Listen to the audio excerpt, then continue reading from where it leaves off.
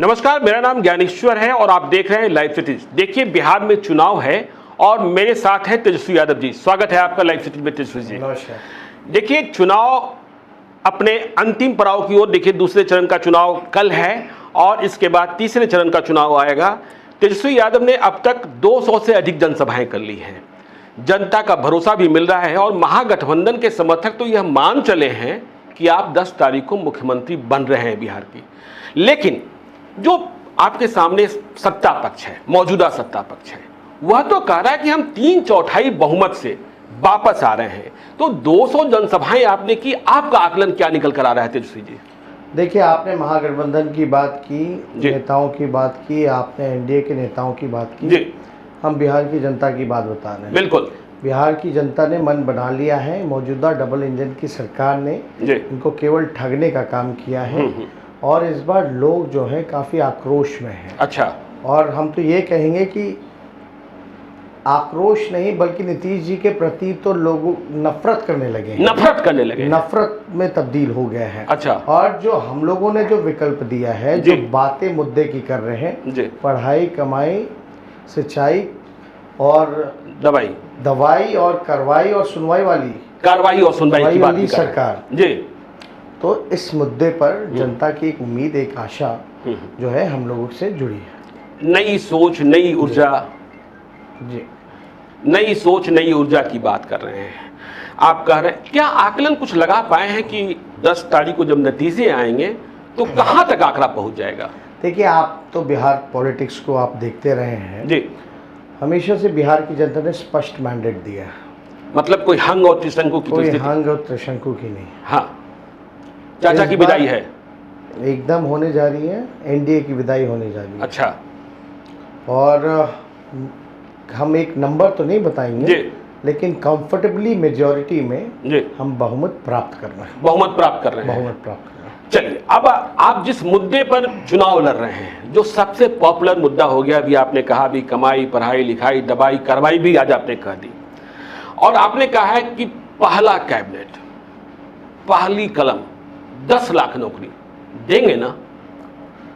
पहला कलम, हम तो समय भी बता रहे हैं जी, दिन भी बता रहे हैं। अच्छा, ये सच होने जा रहा है। सच होने जा रहा है और ये कोई इसके लिए आपको ज़्यादा रिसर्च वगैरह करने की ज़रूरत नहीं थी। अच्छा। हमने कई अर्थशास्त्र जो बड़े हैं, विद्वान लोग हैं, उनसे हमने चर्चा करके हमने देखा कि भाई खाली पड़े पद 4.5 लाख हैं। शिक्षा विभाग में, स्वास्थ्य विभाग में, पुलिस महकमे में जूनियर इंजीनियर का 60% और प्लस सपोर्टिंग स्टाफ मिला के 4.5 लाख। ये बजट जो है ऑलरेडी प्लान, नॉन प्लान में इसका प्रावधान रहता है। बच गई 5.5 लाख नौकरियाँ। वो राष्ट्र औसत के मुकाबले अगर हमको आना है, जैसे अभी प्रोफेसर्स नहीं है, डॉक्टर्स नहीं है। 1 लाख आबादी पे केवल 77 पुलिसकर्मी हैं बिहार में। मणिपुर में 1000 पुलिसकर्मी हैं 1 लाख की आबादी पर। तो अगर आपको शिक्षा विभाग को बेहतर बनाना है, स्वास्थ्य को बेहतर बनाना है, इंजीनियरिंग डिपार्टमेंट्स को बेटर बनाने हैं, आपको प्रोफेसर्स यूनिवर्सिटीज़ में नहीं मिलते हैं, पुलिस को लॉ एंड ऑर्डर को कंट्रोल में करना है, तो आपको तो ये करना ही पड़ेगा। और ये केवल नौकरियां ही नहीं दी जा रही बल्कि पूरे सिस्टम को रिवाइव किया जा रहा है। पूरे डिपार्टमेंट को रिवाइव किया जा रहा है, जिससे health, education, engineering departments plus law and order के डिपार्टमेंट्स जो हैं वो काफ़ी मजबूत होंगे। और तीसरा फायदा इसमें व्यापारियों को होगा। अच्छा। जिनको 10 लाख नौकरियां मिलेंगी वो कहाँ खर्च करेंगे पैसे? वो तो बिजनेस, बिहार में ही बाजारों से खरीदेंगे, यही खर्च करेंगे, यानी पैसा यही घूमेगा, रेवेन्यू भी मिलेगा। और ये तो केवल 10 लाख सरकारी नौकरी के बारे में हम बात कर रहे हैं। बिल्कुल। Plus sugar mill, jute mill, paper mill बंद पड़े हैं, उनको खोलेंगे आप? एकदम खुलेगा। तो नरेंद्र मोदी ने तो कहा था कि हम आकर खोलेंगे, चाय पियेंगे 2014 में। मोदी जी तो मोतिहारी के चीनी मिल की बात कही थी उन्होंने।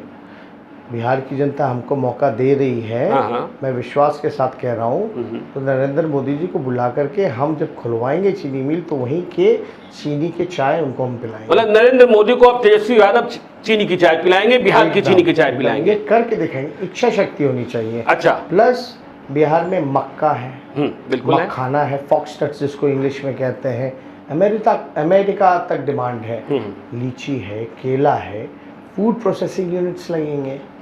टूरिज्म पे इस सरकार का कोई ध्यान नहीं गया, बिल्कुल नहीं गया। दूसरी आप सेक्टर आप देखेंगे, खेल कूद को चौपट कर दिया गया। क्या आप नहीं चाहते कोई अच्छा इंटरनेशनल स्टेडियम हो, यहाँ भी मैचेस, इंटरनेशनल मैचेस हो, तो लोग आएंगे, पैसा यहाँ खर्च करेंगे, रेवेन्यू जनरेट होगा। साथ ही साथ यहाँ आईटी सेक्टर नहीं है, बिहार के आईटी लोग सेक्टर नहीं है, बाहर चले जाते हैं, SEZ नहीं है, आईटी पार्क की व्यवस्था नहीं है। तो ये सारी चीज़ें जो हैं निवेश के लिए, बताइए ना नीतीश जी ने कौन सा प्रयास किया निवेश के लिए? बिहार फाउंडेशन बना है किस लिए?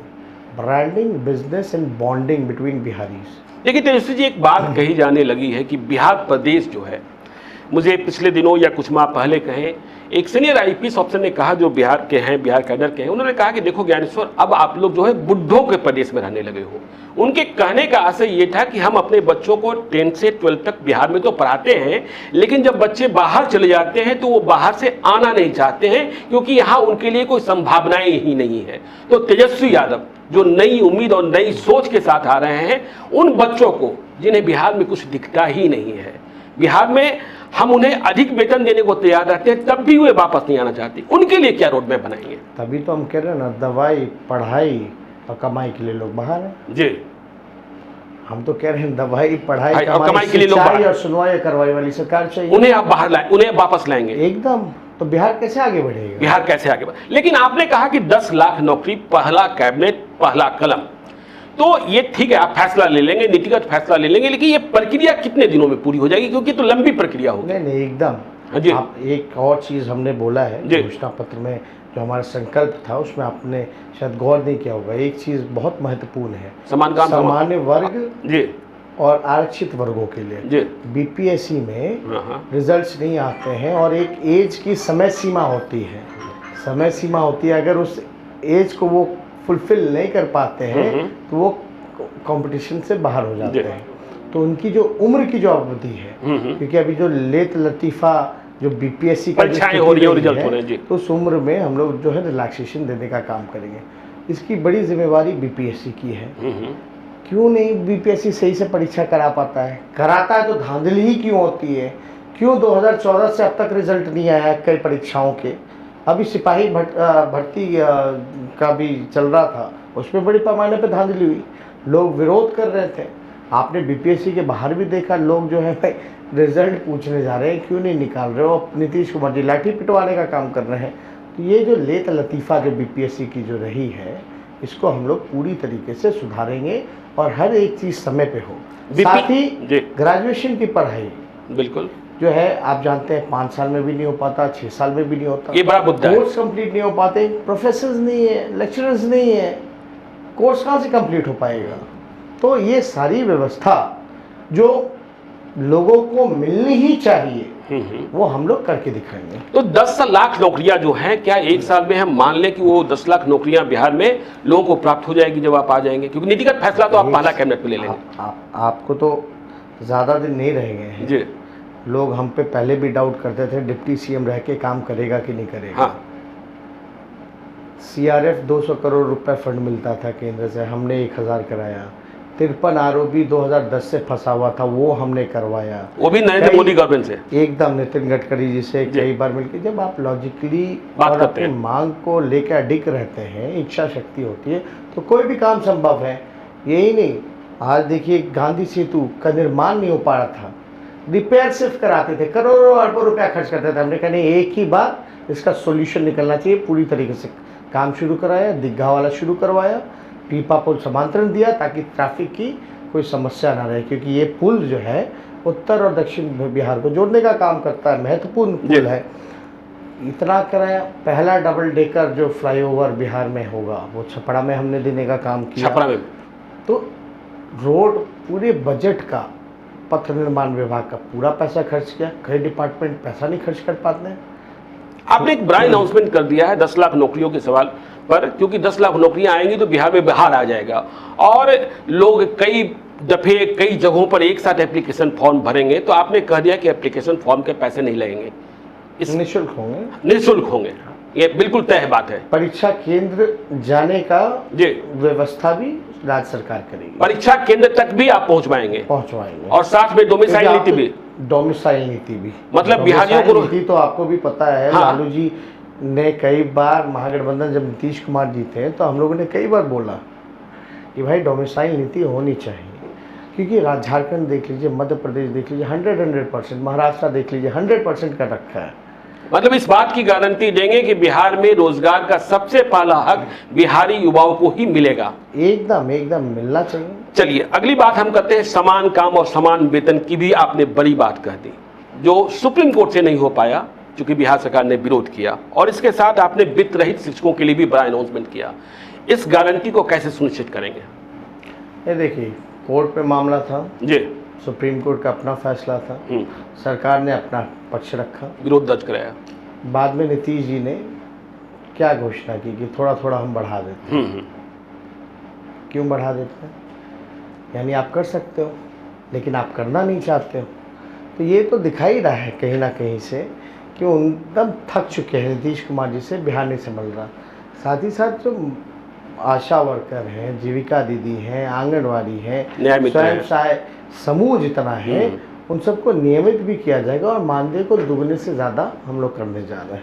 मतलब थोड़ा थोड़ा नहीं बढ़ाएंगे, सीधा आप जो उनका इंसान हक है वो आप दे देंगे, जो मिलना चाहिए। आप देखिए ना, अभी इलेक्शन में भी तो लगी हुई है ड्यूटी में। बिल्कुल। एक ही काम कितने, अब एक टीचर को आप कितना काम देते हो, वो पढ़ाएगा कि क्या क्या करेगा? सही उस पे भी तो बोझ है। बिल्कुल। आगे बात करते हैं नीतीश कुमार आपके बारे में कहते हैं, आप इतनी बातें कर रहे हैं। नीतीश कुमार तो कह देते हैं कि आप अनुभवहीन हैं, आपकी पढ़ाई लिखाई पर सवाल पैदा कर देते हैं। आज जब वो इंटरव्यू दे रहे थे, कल उन्होंने इंटरव्यू दिया, तो उन्होंने कहा कि बिहार की राजनीति में कुछ लोग क्रिकेट खेलने वाले आते हैं, कुछ लोग सिनेमा बनाने वाले आते हैं, ये क्या करेंगे? चाचा हैं आपके। देखिए, अब इतने नकारात्मक बयान वो देने लगे हैं, मतलब उनका स्पष्ट कहना है कि दूसरे फील्ड से जी कोई राजनीति में नहीं आ सकता। क्या क्रिकेटर स्पोर्ट्स फील्ड बेकार होता है उनके लिए? क्या फिल्म इंडस्ट्री से कोई आता तो बेकार होता है? कोई डॉक्टर आएगा, इंजीनियर आएगा, मतलब वो राजनीति नहीं कर सकता है। और हम तो क्रिकेटर रहे, बिल्कुल आपको पता है, स्पोर्ट्समैन स्पिरिट से काम करते हैं, और क्रिकेटर रहते हुए तो हमको काफ़ी एक्सपोजर मिला है। हमको काफ़ी एक्सपोजर मिला है। टीम वर्क, टीम यूनिटी, ये सब हैंडल करना एक स्पोर्ट्समैनशिप को दर्शाने का काम करता है। तो इस तरह का अगर वो बयान दे रहे हैं तो हमको नहीं समझ में आ रहा कि ये इतने अनुभवी आदमी बोल रहे हैं। ऐसा लग ही नहीं रहा कि नीतीश कुमार जी का ये बयान है। तो मतलब स्पष्ट है कि मतलब, और स्पोर्ट्समैन रहना एक प्रोफेशनलिज्म को दिखाने का काम करता है। सही। अगला सवाल देखिए, एक बात बराबर कही जाती है, विपक्ष भी आरोप लगाता है, नीतीश कुमार भी कहते हैं और आजकल बीजेपी भी कह रहा है हर बात में कि राजद आ गया तो जंगल राज आ जाएगा। वो 1990 और 2015 को दिखाने की बात करते हैं, और नीतीश कुमार कहते हैं उनकी यूएसपी ही जो कानून राज है, वो लॉ एंड ऑर्डर की बात करते हैं। आप कैसे ये सुनिश्चित करेंगे कि जब आप मुख्यमंत्री बनेंगे तो बिहार में कानून का राज स्थापित रहेगा, लोग निर्भीक रहेंगे और निडर रहेंगे? आपको एक चीज़ जानना पड़ेगा जी, कि जिनके पास कुछ अपनी उपलब्धि ना हो वो इतिहास के बासी पन्नों की बात कर रहे हैं। हम वर्तमान और भविष्य की चिंता कर रहे हैं। और आप बताइए, 18 महीने हम सरकार में थे 2015 से। बिल्कुल थे। कौन सा भय का वातावरण था? आप बताइए, 18 महीने की चर्चा क्यों नहीं कर रहे नीतीश कुमार जी मेरे?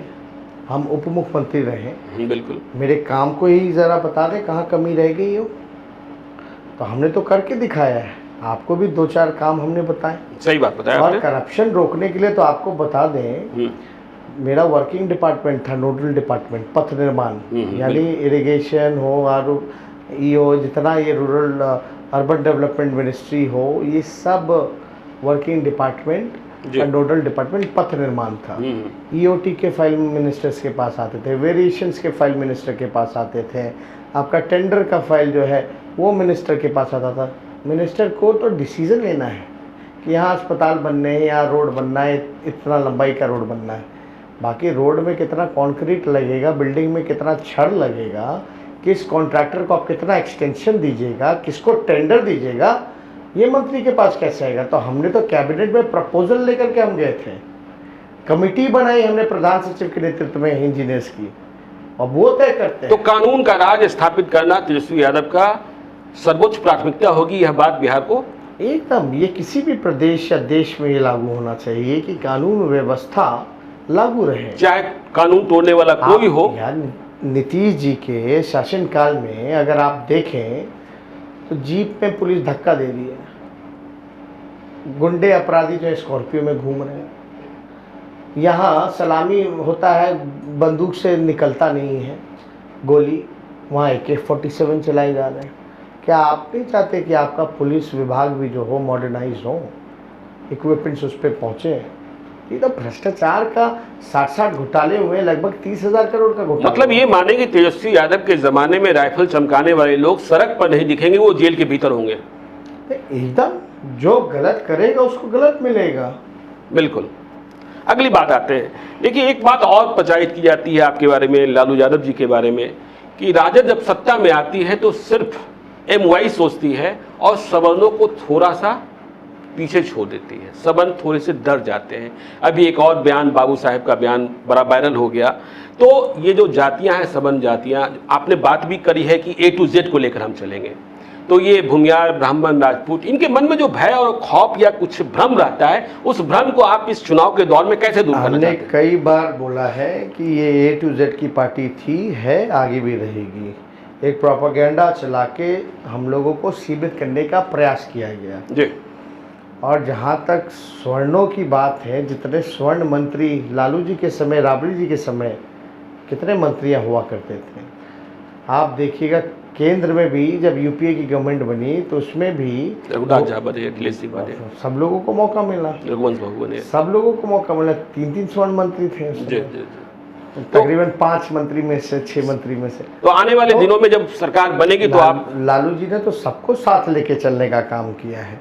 कुछ लोग हैं जो जात धर्म, देखिए हम नए सोच के नया बिहार बनाना, जात धर्म की राजनीति होली, अब ऊपर उठ करके बिहार की तरक्की की बात होनी चाहिए, मुद्दे की बात। आप बार बार कहते हैं कि बिहार में लोकशाही नहीं अफसरशाही है नीतीश कुमार के राजपाट में। इस अफसरशाही की व्यवस्था जिसे आप मानते हैं, उस अफसरशाही की व्यवस्था को खत्म कर लोकशाही कैसे स्थापित करेंगे? मैं ये कह रहा हूँ अफसरशाही इसलिए है क्योंकि नीतीश कुमार जी मुख्यमंत्री और लीडर नहीं है, नेता है ही नहीं, नेता है नहीं, ब्यूरोक्रेट है। अच्छा, तो व्यवहार जो रहा है जी उनका, वो अधिकारियों की बात सुनते हैं, विधायकों की सुनते ही नहीं है।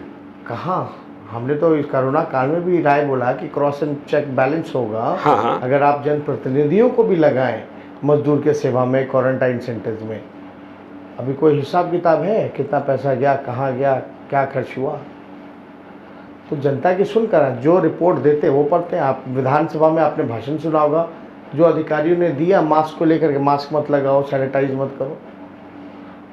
चिराग पासवान के बारे में पॉलिटिकल थिंकिंग क्या है? जरूरत पड़ी तो क्या चिराग पासवान को साथ रखेंगे? देखिए, चिराग जी ने स्पष्ट कर दिया है कि वो हनुमान है, मोदी जी के हनुमान है, कोई सवाल ही नहीं पैदा होता। चिराग के साथ आने का कोई सवाल ही पैदा नहीं होता। उन्होंने खुद कहा है, कुछ लोग अगर सोच रहे हैं कि बाद में RJD के साथ जाएंगे तो ये गलतफहमी है। एक आखिरी सवाल तेजस्वी जी, आप बार बार कह रहे हैं 9 नवंबर को आपका बर्थडे है, 10 नवंबर को गिनती है, बहुमत आपके पक्ष में होगा, और 9 नवंबर को जब जन्मदिन मना रहे होंगे आप, 10 नवंबर को जब नतीजे आएंगे तो आपके पापा लालू यादव जी आपके पास होंगे। देखिए, ये न्यायिक प्रक्रिया है जी। ये भी सच्चाई है कि 9 तारीख को उनका जो है तारीख है जी, और एक आखिरी बेल जो है वो रहेगा। बेल के प्रोविजन, मतलब जितने भी कंडीशंस होते हैं, लालू जी उसको फुलफिल करते हैं।